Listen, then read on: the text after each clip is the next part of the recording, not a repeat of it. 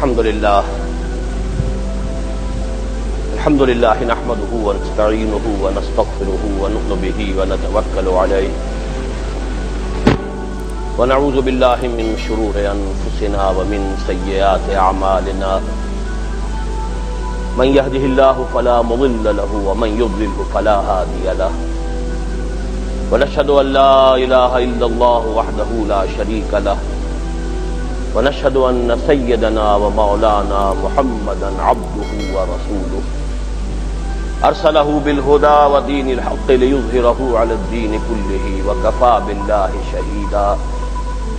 فصلى الله عليه وعلى آله وأصحابه وسلم تسليما كثيرا كثيرا أما بعد فقد قال الله تبارك وتعالى ما ورد في أول سورة الأنبياء أعوذ بالله من الشيطان الرجيم بسم الله الرحمن الرحيم اقترب للناس حسابهم وهم في غفلة معرضون ما يأتيهم من ذكر من ربهم محدث إلا استمعوه وهم يلعبون لاهية قلوبهم وأسروا النجوى الذين ظلموا هل هذا إلا بشر مثلكم أفتأتون السحر وأنتم تبصرون وقال عز وجل كما ورد في آخر نفس السورة حتى إذا فتحت يأجوج ومأجوج وهم من كل حدب ينسلون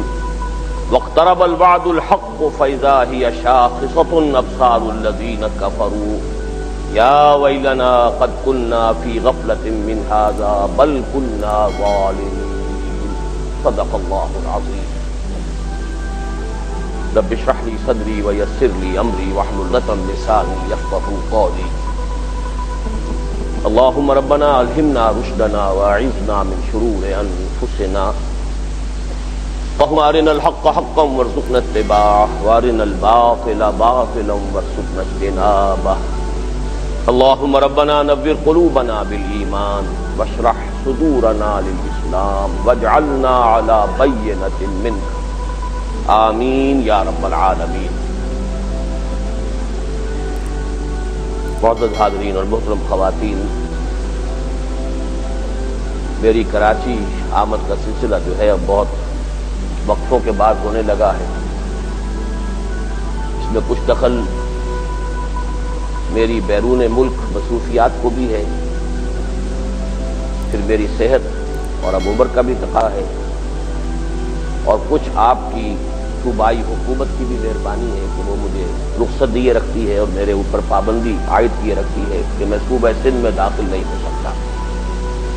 درمیان میں کہیں وقفہ ہو جاتا ہے جبکہ وہ مجھے نوٹس سرو نہیں ہوتا، اس وقفے سے فائدہ اٹھا کر میں یہاں حاضر ہوتا ہوں۔ میری آج کی گفتگو کا عنوان آپ کے علم میں ہوگا، ایک غیر معمولی سا عنوان ہے، غیر معمولی سا موضوع ہے۔ یہ چیزیں وہ ہیں کہ جو ہمارے ہاں گفتگوؤں میں، تقریروں میں، دینی خطابات، یہاں تک کہ خالص مذہبی مجالس میں بھی اب زیادہ زیر بحث نہیں آتی، اور اس کا ایک خاص سبب ہے جو میں بعد میں بیان کروں گا۔ موضوع ہے دجالی فتنہ، اور خصوصاً المسیح الدجال اور دجال اکبر۔ لیکن اس عنوان کے ساتھ ہی آپ نے نوٹ کیا ہوگا کہ خاص طور پر الفاظ کا اضافہ ہے احادیث نبویہ کی روشنی۔ اس کا اضافہ اس لیے خاص طور پر کیا گیا ہے کہ آپ کو معلوم ہے کہ بنیادی طور پر میں قرآن حکیم کا طالب علم ہوں۔ میں نے اپنی پوری زندگی قرآن مجید کے علم و حکمت کی تحصیل میں لگائی ہے، اور جتنا بھی پھر مجھ سے بن پڑا اسے پھیلانا اور عام کرنا، اس لیے کہ حضور کا فرمان مبارک ہے بلغوا عنی ولو آیۃ۔ تو جو کچھ سمجھا ہے، جو کچھ بات میرے خود اپنے علم میں آئی ہے، میں نے کوشش کی ہے کہ زیادہ سے زیادہ لوگوں تک پہنچاؤں۔ پھر یہ بھی کوشش کی ہے کہ مجھ سے صرف علمی طور پر اپنے دماغ میں ٹکا نہ لوں بلکہ اس پر عمل کی کوشش بھی کروں، اور اس پر عمل کی دوسروں کو بھی دعوت دوں۔ عام طور پر قرآن مجید ہی کی یوں سمجھیے کہ قرآن کے موضوعات، قرآن کی دعوت، قرآن کا فکر، قرآن کا فلسفہ، کیا مطلب ہے ایک دفعہ ٹھیک کر دو۔ کہ اس کی اصل معلومات ہمیں جو حاصل ہوتی ہیں وہ احادیث نبویہ سے ہیں۔ قرآن حکیم میں صرف اشارات ہیں، اور ان اشارات کی تفصیل جو ہے وہ ہمیں صرف احادیث نبویہ سے ملتی ہے۔ اسی لیے میں نے خاص طور پر اس کے عنوان میں ان الفاظ کا اضافہ کیا کہ دجالی فتنہ، المسیح الدجال اور دجال اکبر احادیث نبویہ کی روشنی میں۔ تمہیداً میں یہ عرض کرنا چاہتا ہوں کہ 20ویں صدی عیسوی جو قریب الاختتام ہے، 1995 اب یہ جا رہا ہے، 5 سال کے بعد یہ صدی اختتام کو پہنچ گئی ہے۔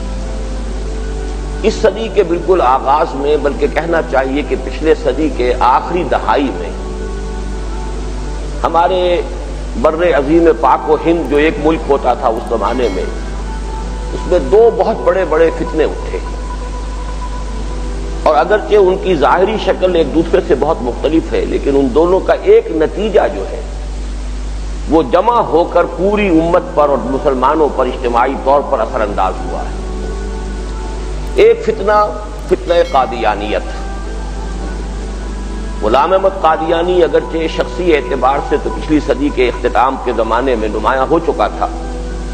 لیکن نبوت کا دعویٰ اس شخص نے اور جو اس کے ساتھ اور مزید دعوے کیے ہیں وہ اس صدی کے آغاز میں کیے۔ 1905 سے لے کر 1908 تک یہ 3 سال ایسے ہیں کہ جن میں پے در پے مسیح موعود ہونے کا دعویٰ اور مہدی موعود ہونے کا دعویٰ، پھر نبی ہونے کا دعویٰ، یہ کھلے دعوی اس نے جو کیے ہیں۔ طریقے سے دوسرا فتنہ وہ تھا انکار سنت یا استخفاف حدیث کا فتنہ، کہ دین میں صرف قرآن مجید ہی کو سند مانا جائے،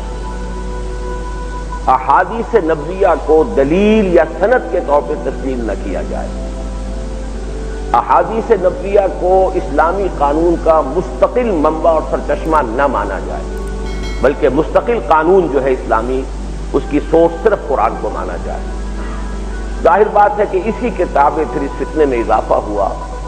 کہ قرآن حکیم کی تعویلات بھی جب حدیث نبوی صلی اللہ علیہ وسلم سے آزاد ہو کر کی گئیں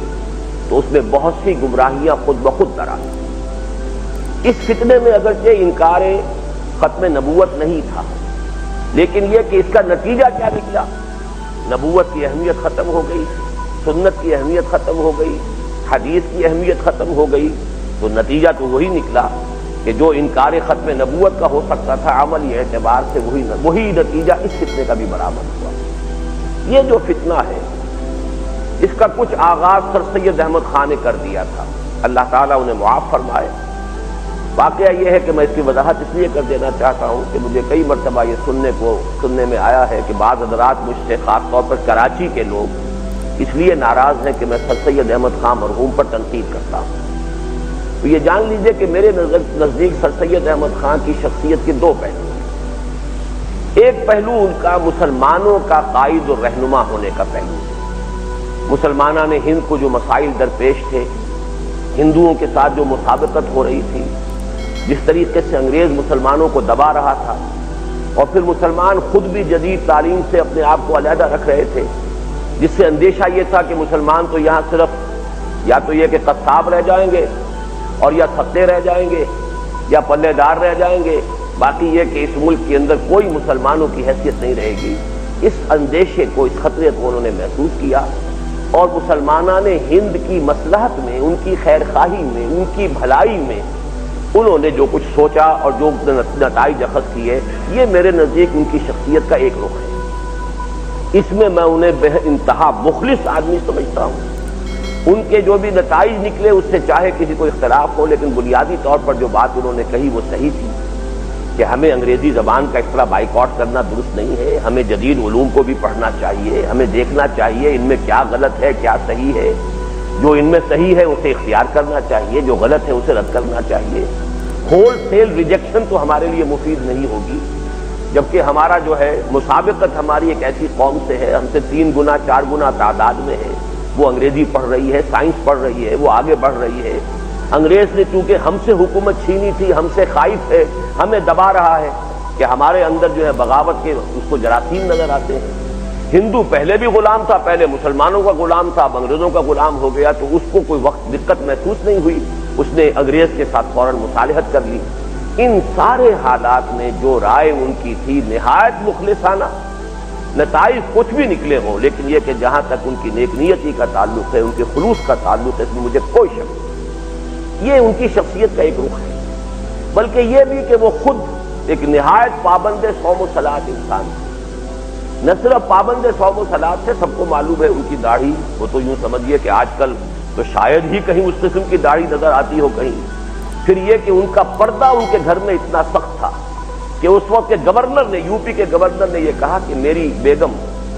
آپ کے ہاں آپ کی خواتین سے ملنا چاہتی ہیں، تو جواب یہ دیا تھا سید احمد خان نے کہ ہماری خواتین کا غیر عورتوں سے بھی پردہ ہے۔ اور واقعہ یہ ہے کہ سورہ نور میں جو الفاظ آئے ہیں وَنِسَائِهِنَّ، محرم جو ہے وہ در حقیقت جب ان کی فہرست آئی ہے سب کی، جن کے سامنے کوئی مسلمان عورت اپنی زیبائش اور آرائش کے ساتھ عزت کے ساتھ آ سکتی ہے، تو وہاں پر تمام عورتیں نہیں کہا گیا، وَنِسَائِهِنَّ، ان کی اپنی جو عورتیں، اس پر انتہا درجے میں عمل کیا۔ اور جرأت کا عالم دیکھیے کہ lieutenant governor of U P, اور اس کو جواب دے رہے ہیں سر سید احمد خان کہ ہماری خواتین کا غیر خواتین سے بھی پردہ ہے۔ تو معلوم ہوا کہ جہاں تک خود دین پر عمل پیرا ہونے کا تعلق ہے، اس میں کوئی کمی نہیں تھی۔ اسی طریقے سے حضور صلی اللہ علیہ وسلم سے ان کی محبت جو ہے، واقعہ یہ کا آپ اندازہ نہیں کر سکتے۔ جب وہ کتاب لکھی گئی ہے حضور کی سیرت کے اوپر حملے کیے گئے ہیں، اور کرنے والا وہی شخص تھا گورنر یو پی کا، تو آپ کو معلوم ہونا چاہیے کہ اس کا جواب جو لکھا ہے سر سید احمد خان نے براہین خطبات احمدیہ کے نام سے، وہ بہت زبردست ایک کتاب ہے، اور اس کتاب کے لیے وہ انگلینڈ گئے ہوئے تھے، اور اس کو چھپوانے کے لیے ان کے پاس پیسہ نہیں تھا۔ انہوں نے یہاں پیغام بھیجا کہ میری کوٹھی بیچ دو اور مجھے وہ رقم فراہم کرو تاکہ میں وہ کتاب شائع کر سکوں۔ تو میں نے یہ ساری باتیں اس لیے کہی ہیں کہ مجھے سر سید احمد خان سے کوئی قد نہیں ہے، کوئی بغض نہیں ہے، کوئی دشمنی نہیں ہے، لیکن ان کی شخصیت کا ایک دوسرا پہلو ہے جس کو ماننا پڑتا ہے۔ انہوں نے اپنے آپ کو ایک مفسر قرآن کی حیثیت سے بھی پیش کیا، انہوں نے اپنے آپ کو دین کے ایک ترجمان کی حیثیت سے بھی پیش کیا۔ اب یہ فرق دیکھیے، قائد اعظم محمد علی جناح کا معاملہ یہ ہے کہ وہ صرف ایک سیاسی رہنما بنے، انہوں نے کہیں مفسر بننے کی کوشش نہیں کی، کہیں محدث بننے کی کوشش نہیں کی، کہیں کسی دینی مسئلے کے اندر رائے دینے کی کوشش نہیں کی، لہذا اس اعتبار سے ان کے لیے بہت ہی وہ معاملہ محفوظ رہا ہے۔ سر سید احمد خان کا معاملہ یہ ہے کہ انہوں نے 15 پارے کی تفسیر لکھی ہے، وہ مفسر کی حیثیت سے سامنے آتے ہیں، مکمل نہیں کر سکے لیکن پورے 15 پارے کی تفسیر لکھی ہے۔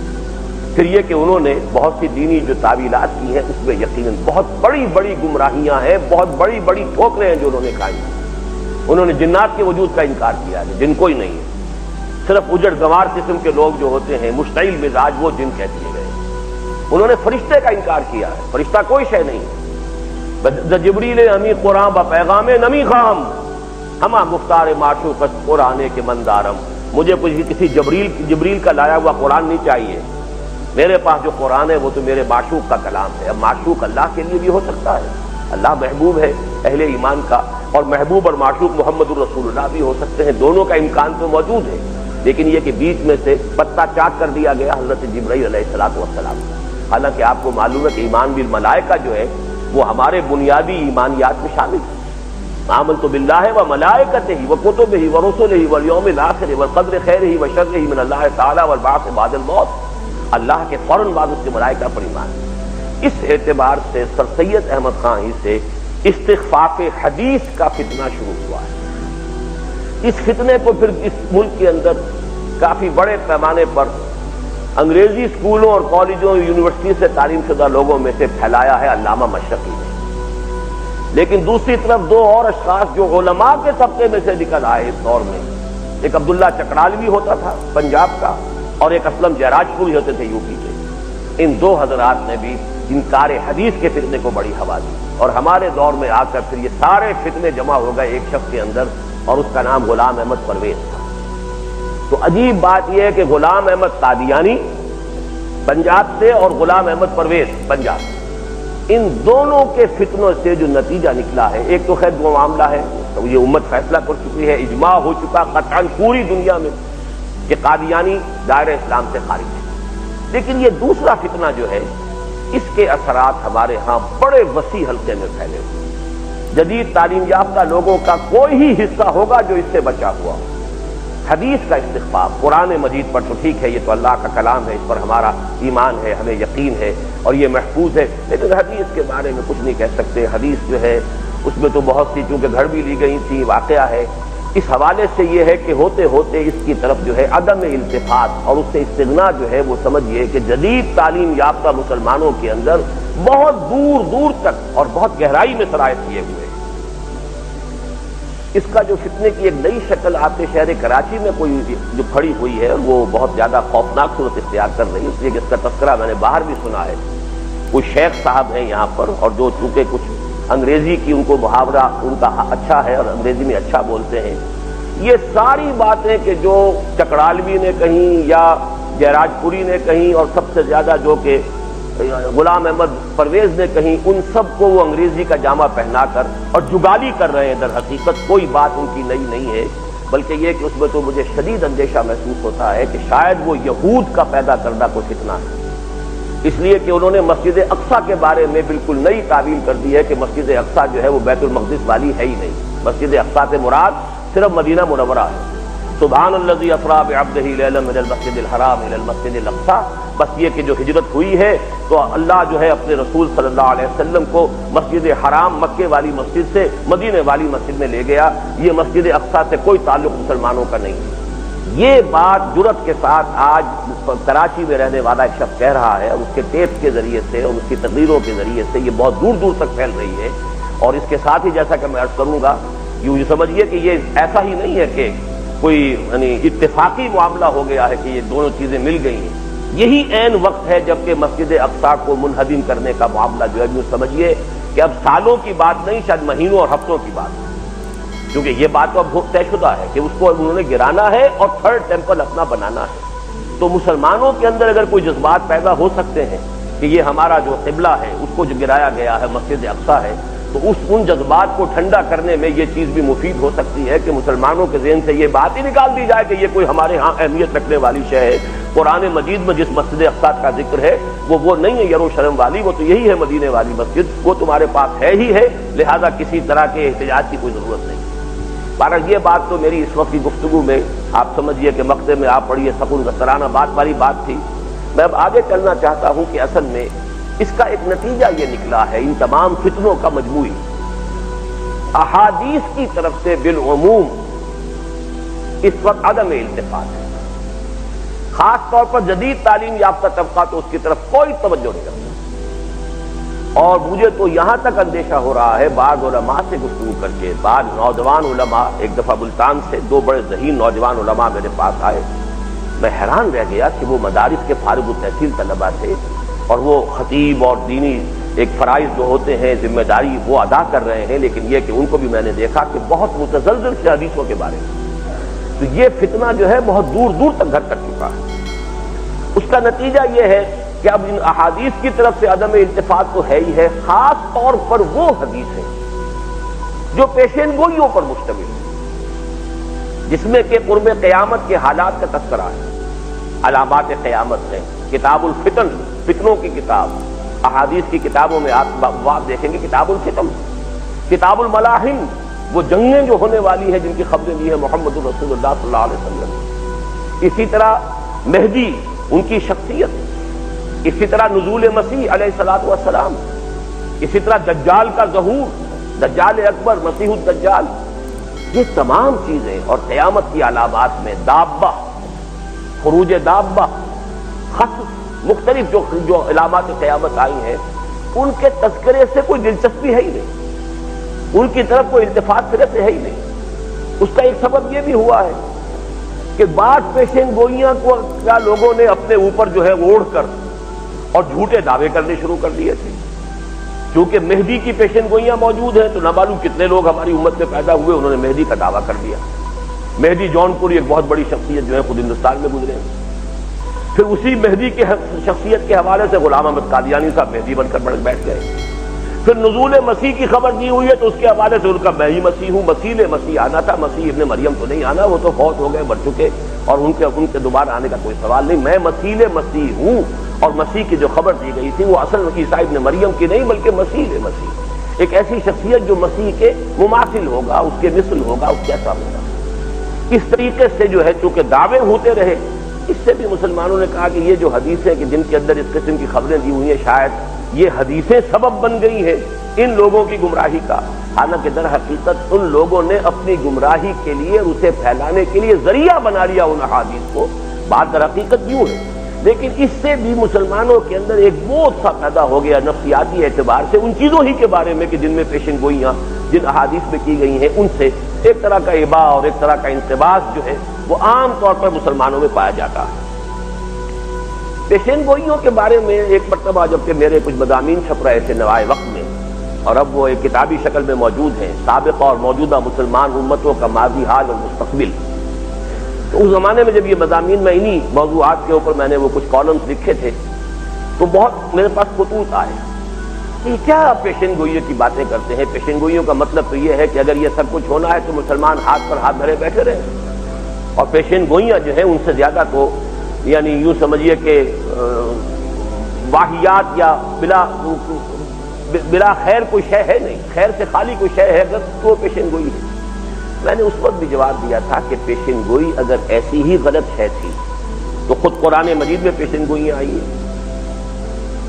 الف لام میم غلبت الروم فی ادنی الارض وهم من بعد غلبهم سیغلبون فی بضع سنین۔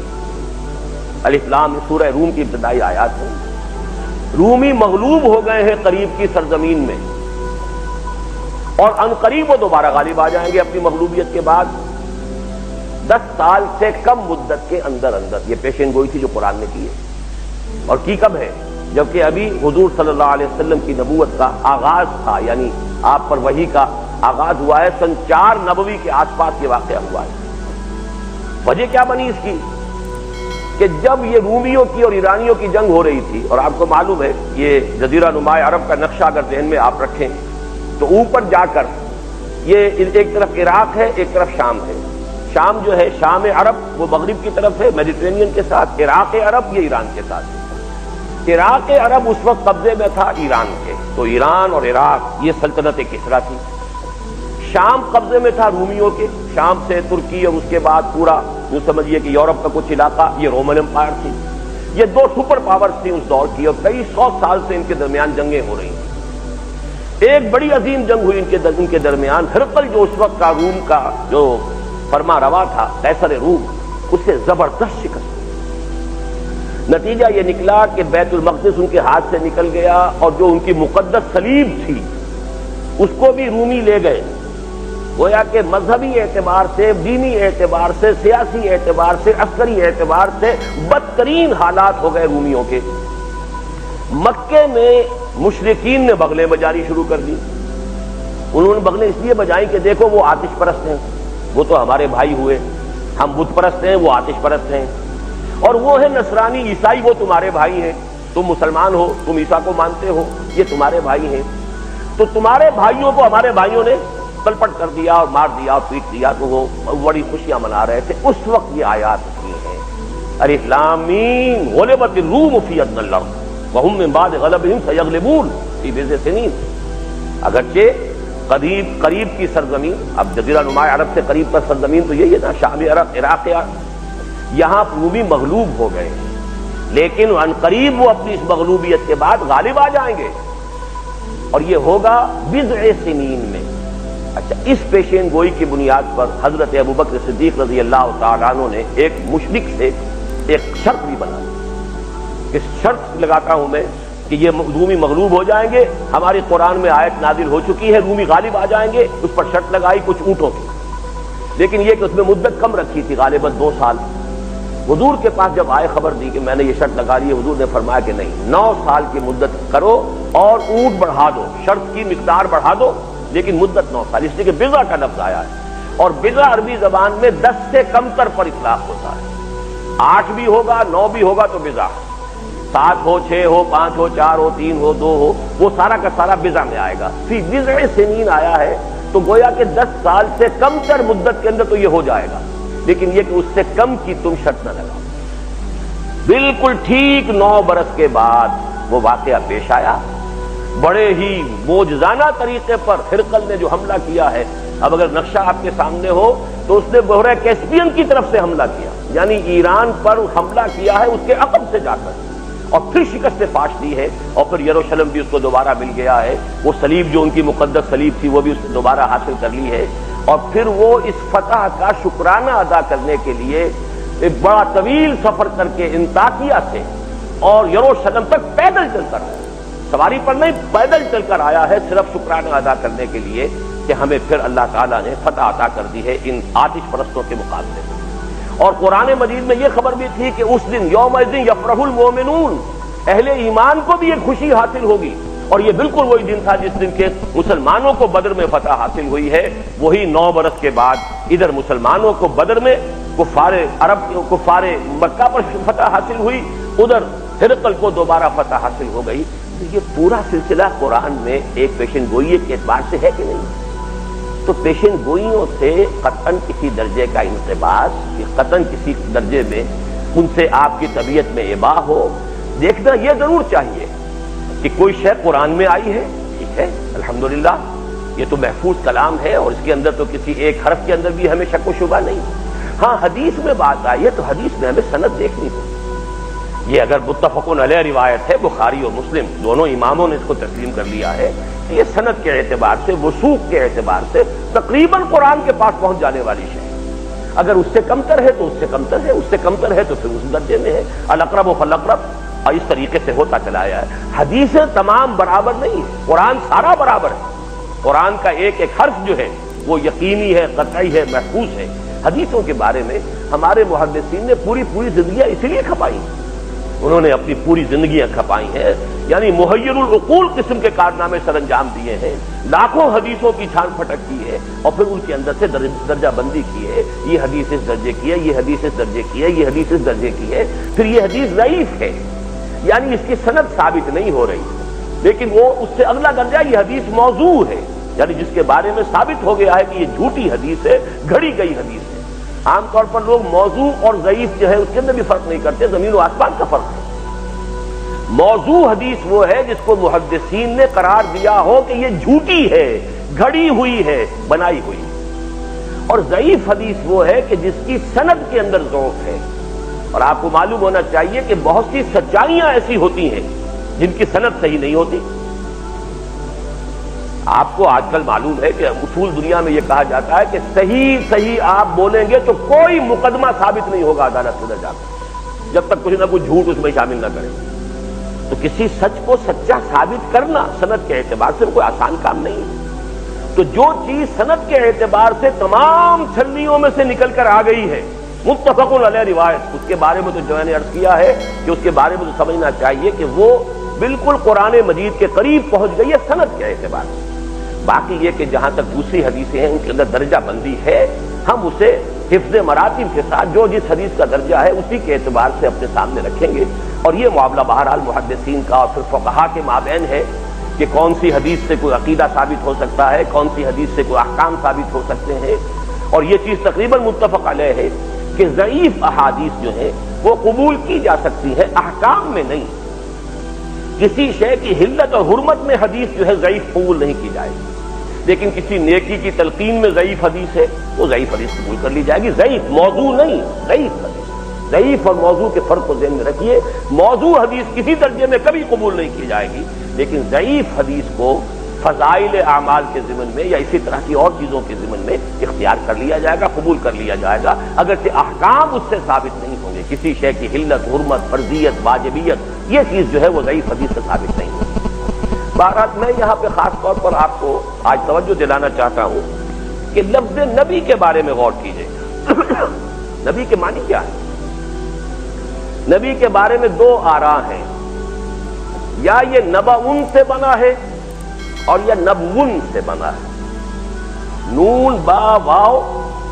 یا نون با حمزہ، نبأٌ۔